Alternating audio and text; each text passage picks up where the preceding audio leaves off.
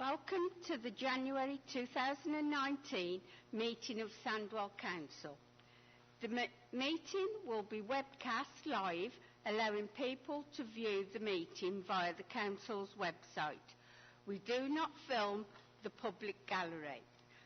The press and any member of the public can film the meeting, make an audio recording, take photographs or blog and tweet during the meeting. Can I ask if anyone is intending to film the meeting? No.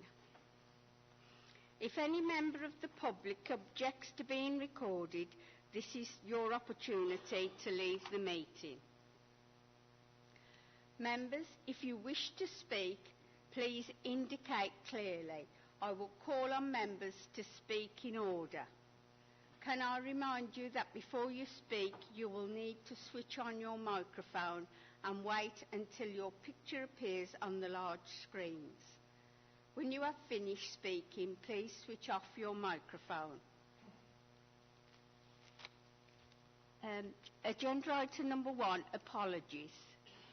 Thank you, Madam Mayor. We've received apologies this evening from Councillor Elaine Giles, Councillor Webb, Councillor Mushtaq Hussain, Councillor Robert Price, Councillor Barbara Price, Councillor Tagger, Councillor Alcock, Councillor Downing, Councillor Elizabeth Giles and Councillor Underhill. Are there any other apologies for absence?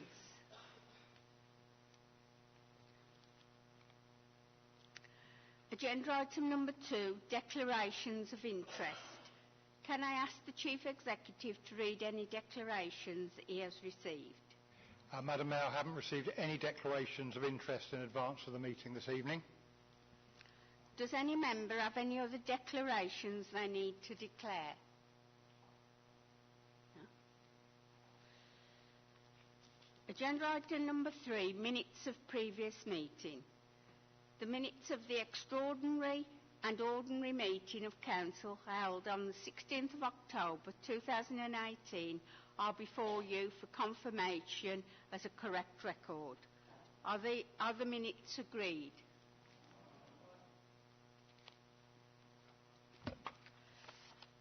Agenda item number 4 is my announcements. Since last Council, the Deputy Mayor and I have been busy, having attended over 90 events between us. The Deputy Mayor and myself have taken part in 7 citizenships events and enjoy promoting Sandwell at each of them. I have also attended a number of Employee of the Month awards. These events make me proud to be Mayor of the Borough. I have welcomed many visitors to the Big House, from school children to friends of Sandwell Libraries and Sandwell Special Olympics team, who were so proud to bring along their medals, ribbons and beautiful glass trophy. Last November, we remembered all of our fallen and celebrated the centenary of the end of the Great War with each of our towns. Holding remembrance parades, our Festival of Remembrance, held at West Bromwich Town Hall, was a very moving and poignant event. Our Remembrance Weekend closed with us taking part in the National Beacon lighting at Rowley Hills. It was a fitting close to Remembrance.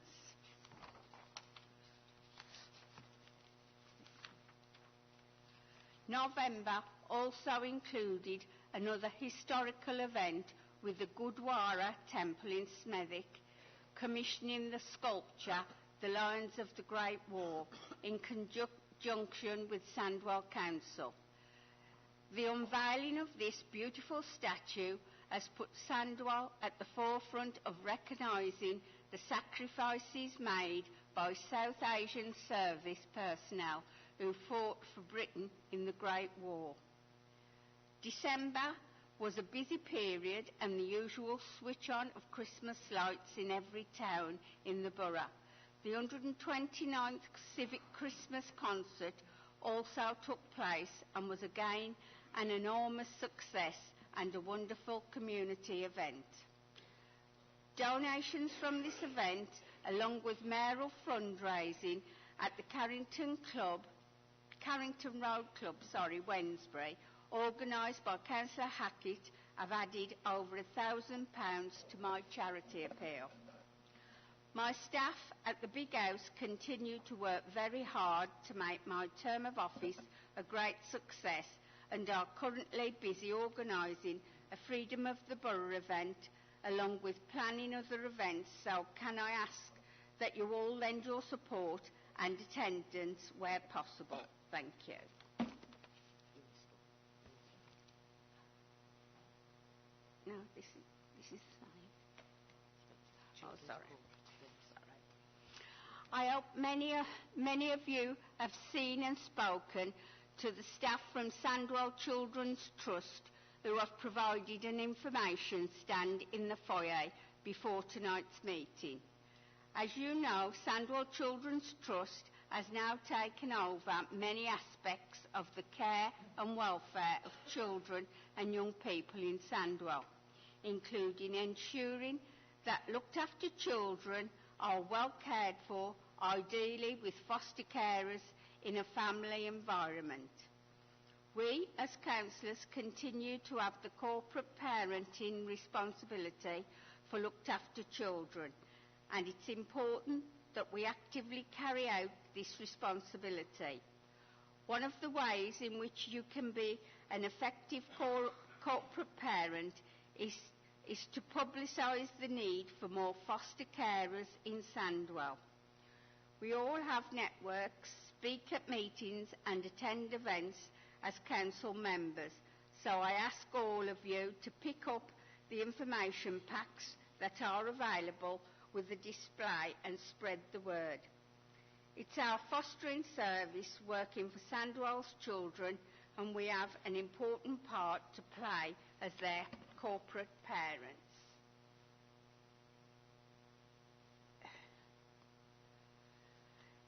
Agenda item number 5, petitions. This is the opportunity for any member of the council to submit a petition of a strategic nature to the council. I have not been notified of any petitions in advance.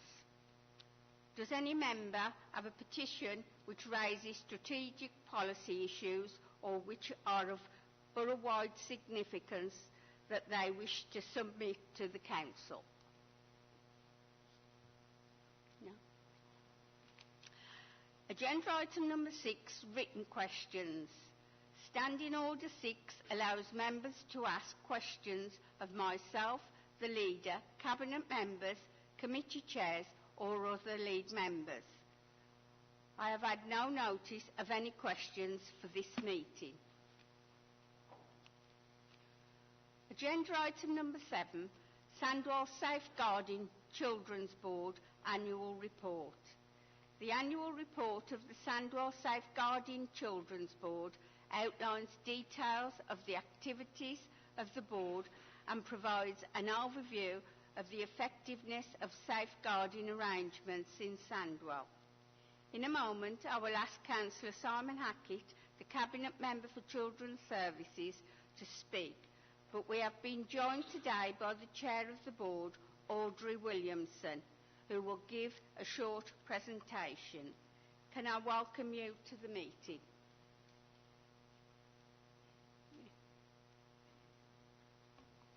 Thank you very much.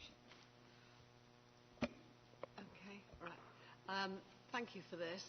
Elected members will know that under the current statutory legislation, the local Safeguarding Children Board is required to produce the annual report setting out the safeguarding work undertaken by the partnership across children's services.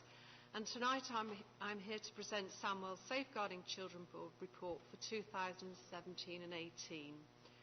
The report was approved in November 2018 by the Safeguarding Board and was subject to scrutiny by the Council last week.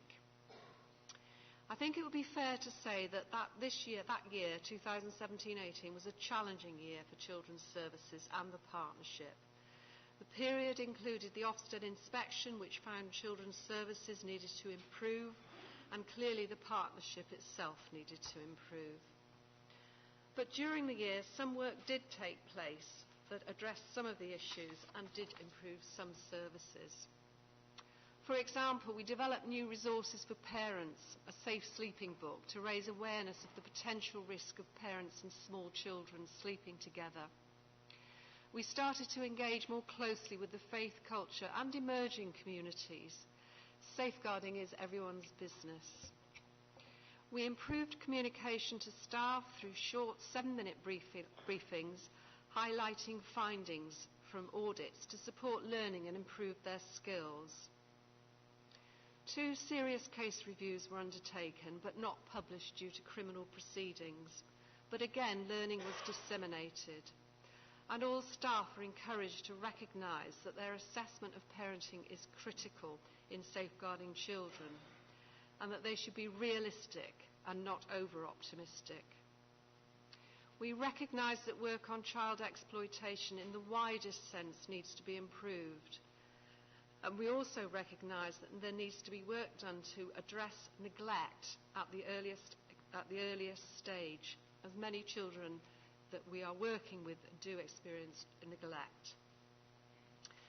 We're now in a better place, although there is a long way to go, and I have set this out in my foreword. Sandwell Children's Trust has now been established, and there's a senior management team which is permanent in post. The Council is benefiting from an experienced Director of Children's Services who is also in post and again who is permanent. These changes offer stability for the future.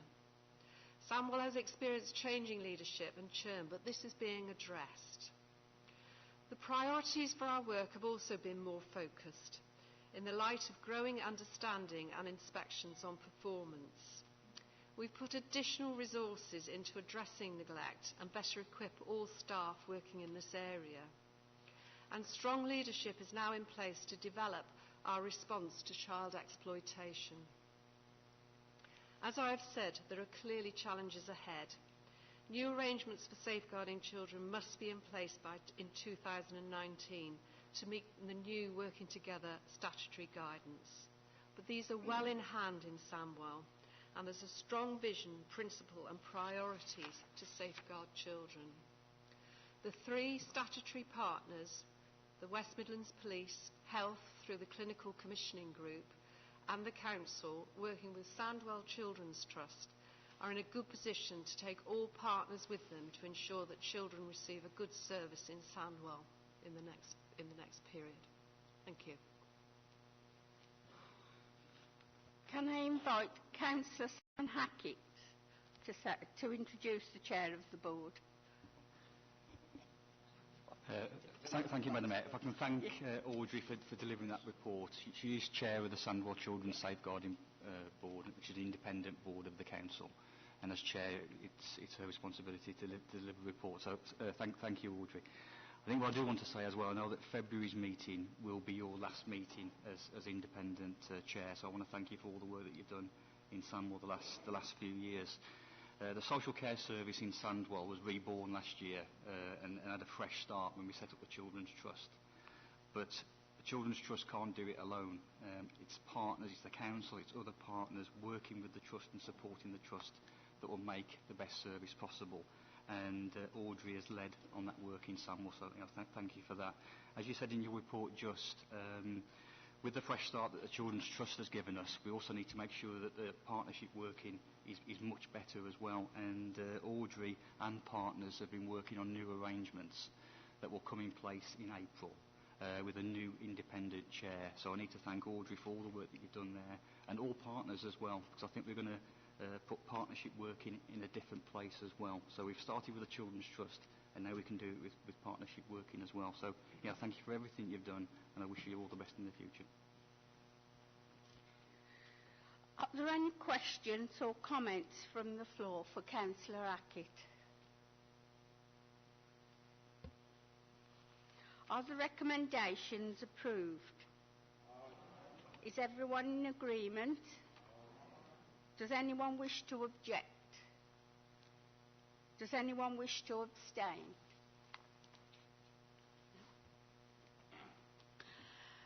Agenda item number 8, budget 2019 to 20 to 2021 to 22.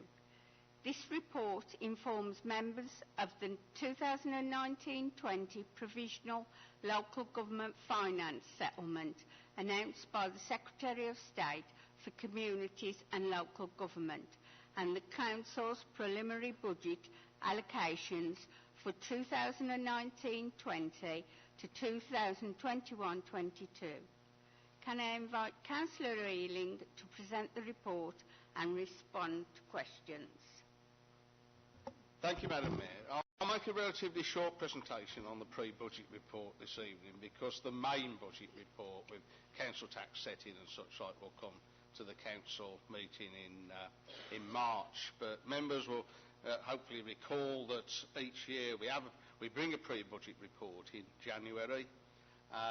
It updates the budget on the basis of the latest local government provisional finance settlement, and it enables us then to reshape the coming medium-term 3-year plan for both revenue and capital expenditure, and allow us to set the overall envelope for expenditure, not just the net revenue budget, which is the figures that the government rely on. In presenting the 3-year plan this year, there are a couple of cautionary notes, though, to be taken. The first one is that the government's figures, the way they're presenting the figures in order to show or attempt to show that there's more money available for services than what they're providing, is that they're talking in what they call core spending power rather than government funding. And what they're able to do then is to incorporate assumptions about how much money will be raised from council tax and the like. And so they announce that there's generously additional resources available for the coming financial year within this core spending power without making it clear that the assumption for all of that additional spending, all of that additional money being available, coming from council tax increases, not from them. And that's important because against the background of this statement at the end of austerity, well, the end of austerity in terms of government funding for local government certainly hasn't finished. And, you know, they're very much pushing additional burden onto our residents, onto the council taxpayers, rather than out of the general taxation pot. And people just need to be aware of that. The other major caveat is that we need to project where we're going over the medium term in order to have a robust budget. And we know as Sandwell Council that rolling medium term planning has worked for us in ensuring that our budget delivers to priorities and that we have been able to save our services from cuts where a number of other local authorities that only plan on 1 year haven't been able to put those same safeguards in place. And that's why it's important that we continue to have the 3-year planning. However, we have no idea what the government is going to do in years 2 and 3 of this financial view. We only know what they're proposing to do next year. So we are having to make best guess projections for the purpose of planning, but it is inevitable that those projections will need to be changed when further figures come out in future. Worth remembering, of course, that the government can no longer cut the revenue support grant to Sandwell Council because we no longer receive any money from government in revenue support grant in order for them to be able to cut it. And that's indicative of the nature of the funding that we're dealing with. So the report that we have in front of us today sets out what our budget envelope is, both capital and revenue in gross terms, what we have available for each of the service areas, and the next stage in the process is that those plans, including business plans, will go through scrutiny, come back to Cabinet during February, and then we'll bring the final budget report to full council in March. But the parting shot for me on the presentation of the pre-budget report this evening is that our budget is already balanced for next year. There will have to be a council tax increase approved in March, but the council tax increase will only be, or will be, what we projected in our medium-term financial plan that we'd put through previously. There is no shocks coming in Sandwell on council tax increases this year, and that includes that additional precept for funding adult social care as well. So, we're in the mainstream of this. We never like to increase charges if we can help it, but prices increase, government funding goes down, that gap has to be filled somewhere, and Sandwell residents tell us that they value the services that they receive. All our services are still open where they've shut in other places. Our libraries are open, our children's centres are open, green flag parks, bins are emptied every week. All of these things that we've managed to safeguard that have gone in other places continue to be there in the next financial year. People in this council, both sit in the council chamber this evening, the work that they've done on budgets, our officers who work up the business plans and budgets, can be rightfully proud that we've been able to protect council services for the people of this borough in Sandwell year on year on year in the face of draconian cuts, and that will continue to be the case in the coming financial year as well. So well done everybody who's been involved. I don't take all the credit on this. Everybody has been involved in working on this budget to date and in the business plans that will go through scrutiny can be rightly proud of the service that we're able to give to residents and people who work and have businesses in this borough in continuing difficult economic times. With that, Madam Mayor, I move the report and the recommendations. Thank you. Are there any questions for Councillor Ealing? No? Do we approve the recommendations? Sorry. Is everyone in agreement? Does anyone wish to object? Does anyone wish to abstain? Agenda item number 9, Council Tax Reduction Scheme. This report seeks approval to the Local Council Tax Reduction Scheme for 2019-20. Councillor Ealing to present the report and respond to questions. Yes, thank you, Madam Mayor. Just to remind people, since the government scrapped council tax benefit and required local schemes for working age population to be introduced, each year we have to consult on a proposed council tax reduction scheme for the coming year and then bring it to the January meeting of the council. So that's the purpose of this report being here again this evening. We have proposed to make some changes to the scheme in the coming year. A number of those changes will actually simplify the scheme and make it more compatible to the changes that are happening in national benefits, particularly the universal credit. Now, let's be absolutely clear, this is not linked to the catastrophe of universal credit, nor will people get bogged down in the catastrophe of universal credit in terms of making a claim for council tax reduction. But the fact that we will not be processing housing benefit for those people who will be claiming council tax reduction does mean that we have to reconsider how we will run a scheme in future and process it. And so, consequently, the main change to the scheme this year is to put people into income bands rather than it being calculated to the penny, which has been the system in the past. I would say to people that there are now very, very few councils around the country that provide full council tax reduction for the poorest families. We are one of the few. I think that we can be proud that we're continuing to support the most vulnerable families in our borough, where in many places around the country people are paying at least 20%, if not more. And that just grinds poverty into the poorest families. We are not doing that here, nor do we want to do it here, and I want to give people that assurance that our scheme still looks after the most vulnerable people in society. Thank you, Madam Mayor. Take any questions. Are there any questions? No? Are there recommendations? Oh, sorry, Councillor Hughes.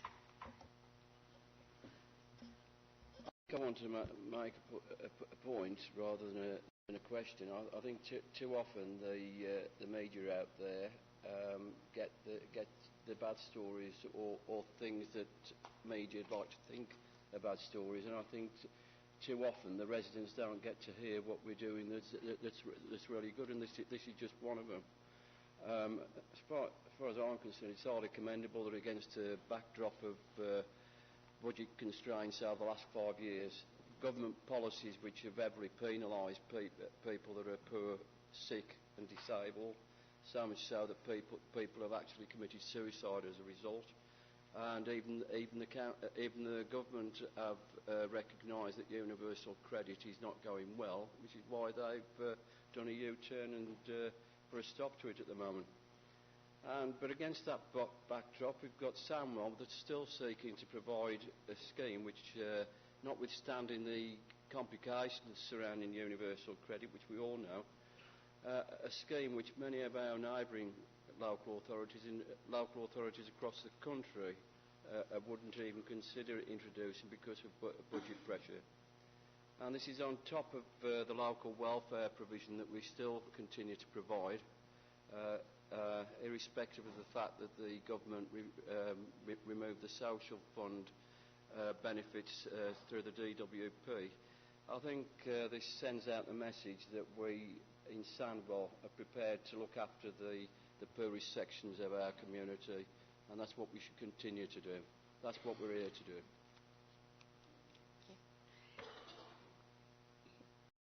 Yes, thank you. I thank Councillor Peter Hughes for his comments, and particularly for mentioning the local welfare provision as well. That's completely disappeared in some places, and again, that is something that we maintain here.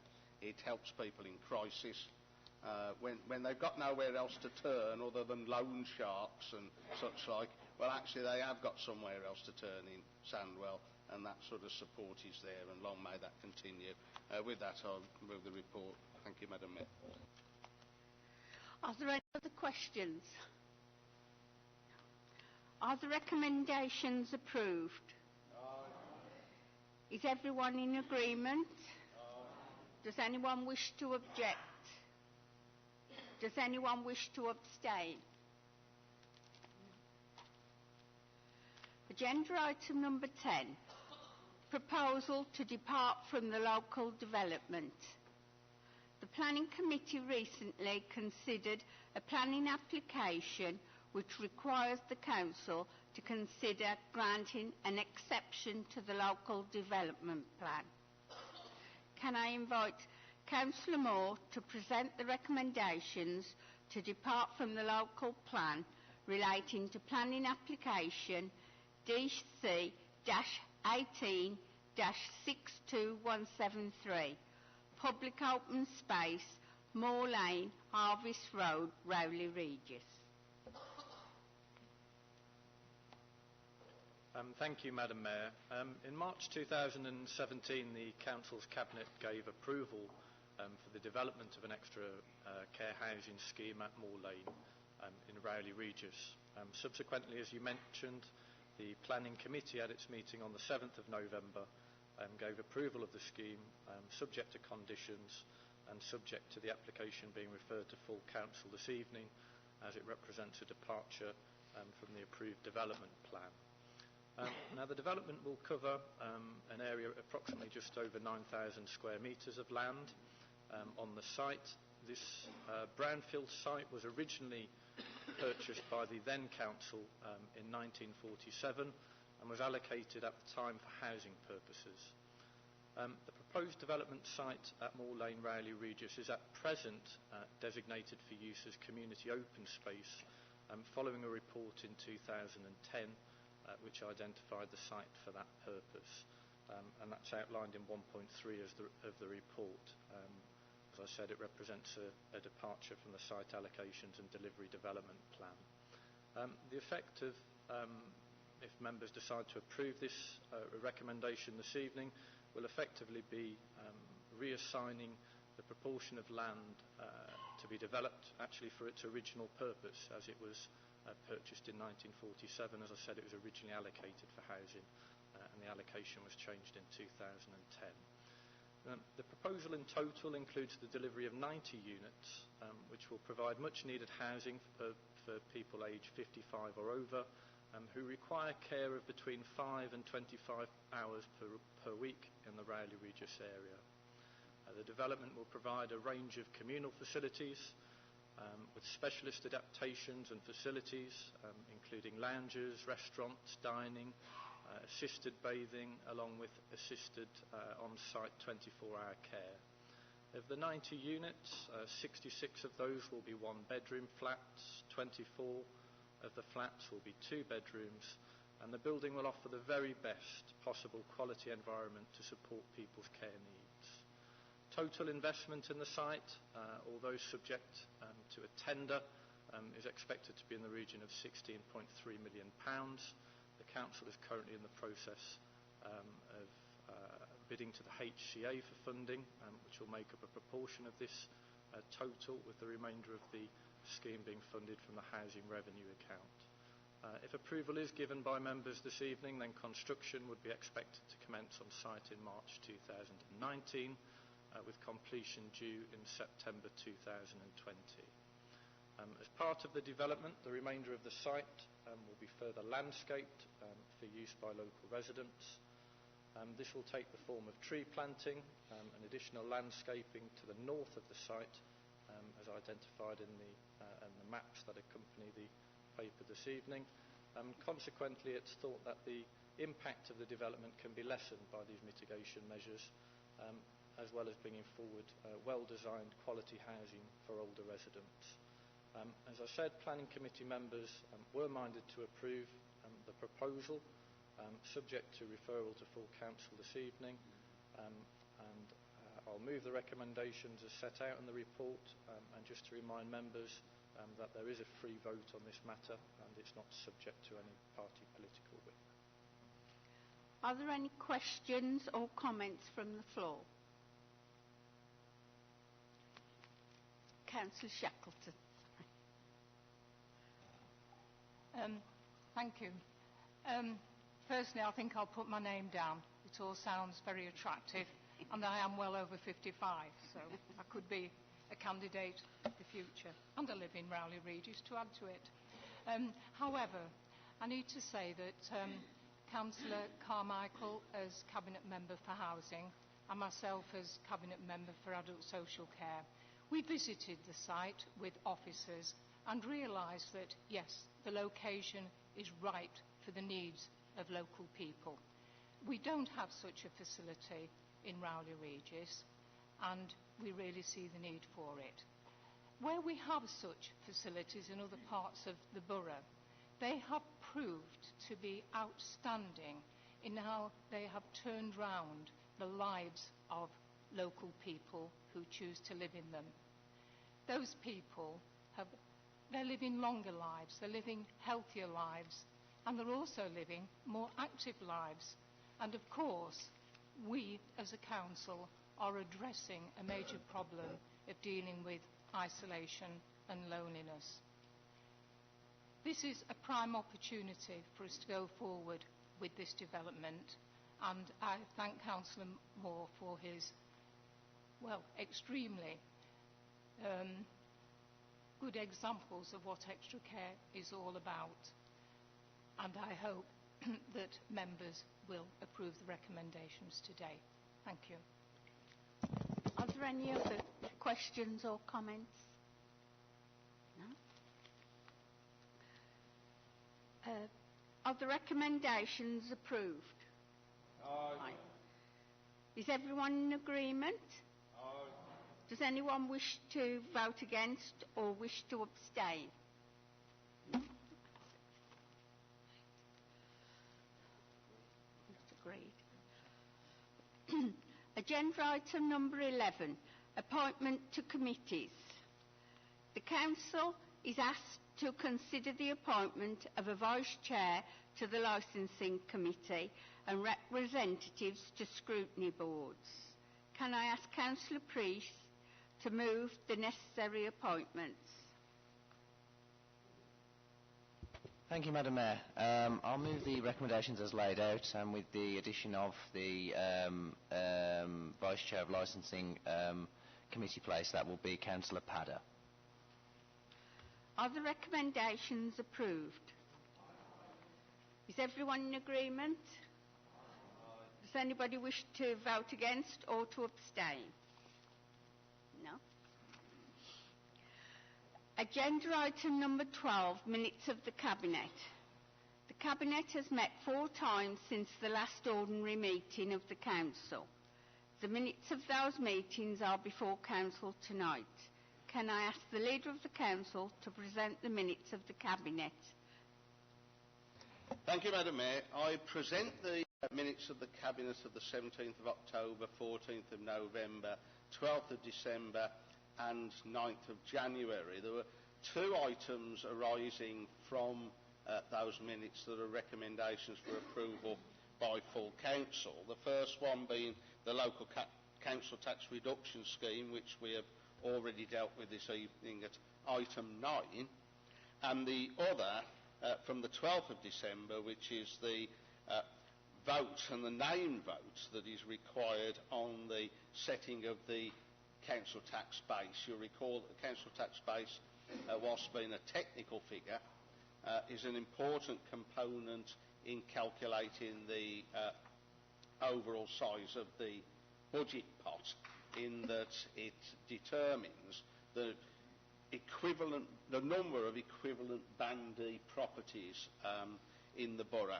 I'll just draw to your attention as well that the government have changed the lawful provision in relation to empty properties, where those properties have been empty for 2 years or more, and previously provided that the council tax on long-term empty properties would be 150%, that has now been increased to 200% as a further disincentive for people to be sitting on empty houses while there is so much demand from within the population in a country that has got a housing crisis.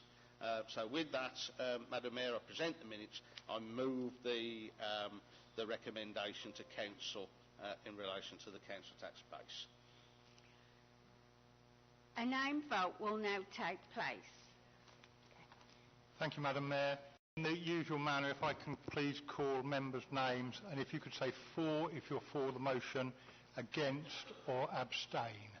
So, Councillor Ahmed. Thank you. Councillor Akhtar. Councillor Ali. Councillor Allen. Councillor Allen. Okay. Thank you. Councillor Ashman. Councillor Bauer. Councillor Carmichael. Councillor Cherrington.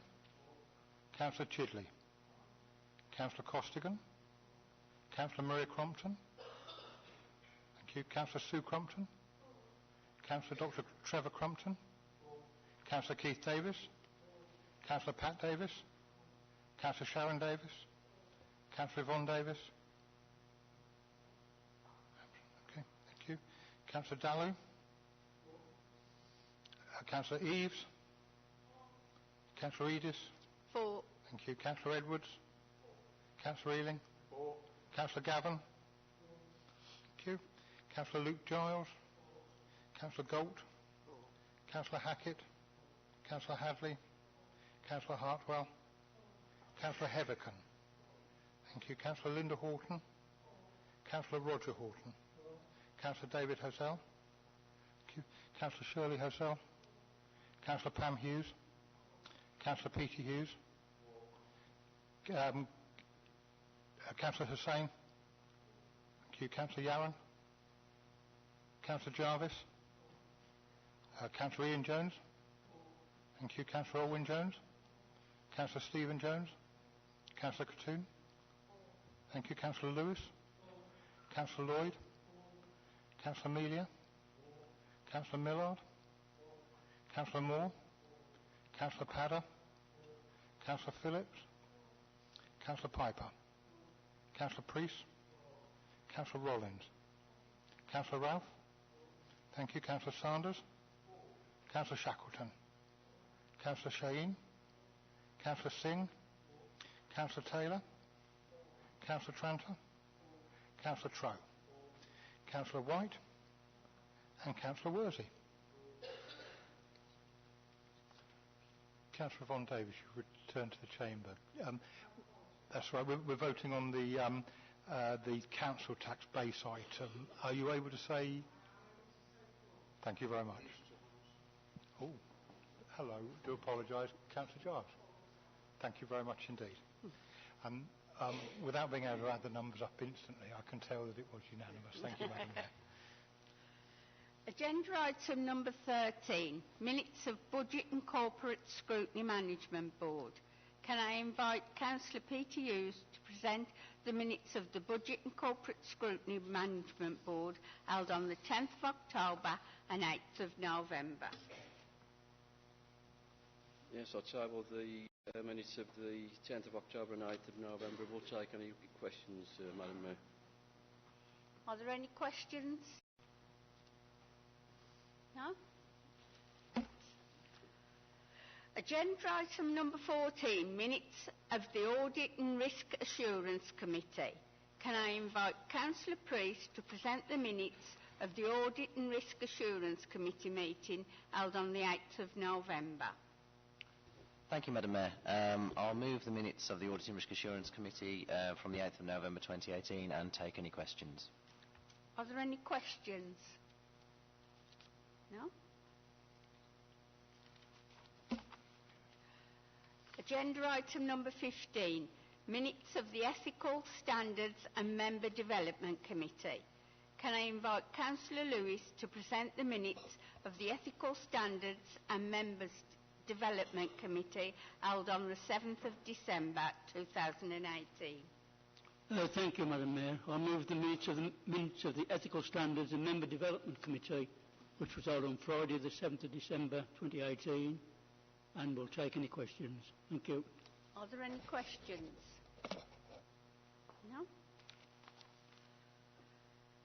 Agenda item number 16, minutes of General Purposes and Arbitration Committee. Can I invite Councillor Dallow to present the minutes of the General Purpose and Arbitration Committee, meeting held on the 29th of October. Thank you, Madam Mayor. I present the meeting of the 29th of October 2018, taking any questions. Are there any questions for Councillor Dallow? No?